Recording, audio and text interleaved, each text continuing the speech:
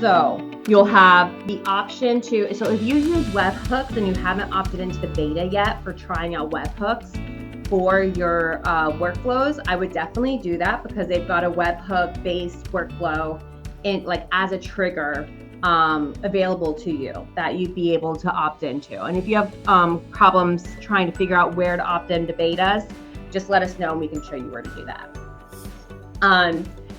The based on a schedule, this is similar. You'll need Operations Hub for this, but this is where it's like every Monday, every first day of the month, every quarter, like these actions will happen.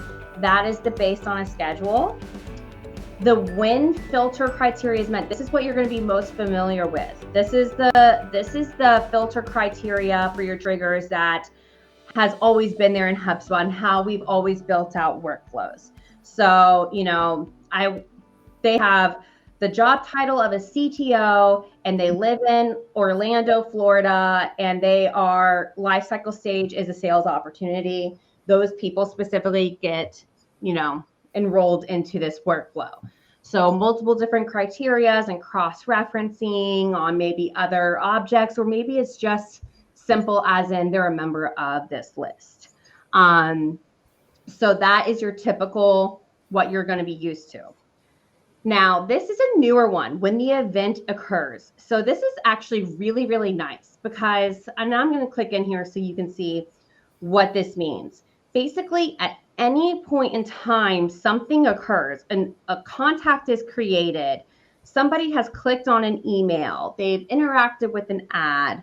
They replied to an email. Usually in the past, you had to just say, okay, I want any new contact in my system, I want to enroll into this workflow and these actions to happen for them. But there was no okay, contact record was created, enroll them. The way you had to do that was create date for a contact is known.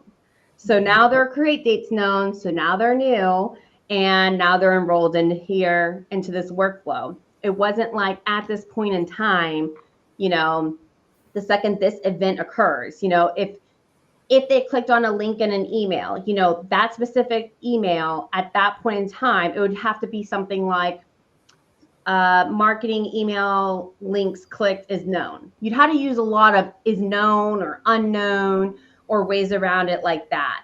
So this event type trigger criteria is awesome. So it's as simple as object created and that's it. So now it's the object this is talking about is contacts because we're in contact based. So if you were in a company or deal based workflow, it would be specifying the object being the deal was created or when a company was created. So this is the type of, and you can still edit this a little bit more and filter it a little bit more. But it's really nice to have that event in time. And in this case, your enrollment triggers would be down here. So that's going to be found at the very bottom and no longer in a tab, just for this type of trigger criteria.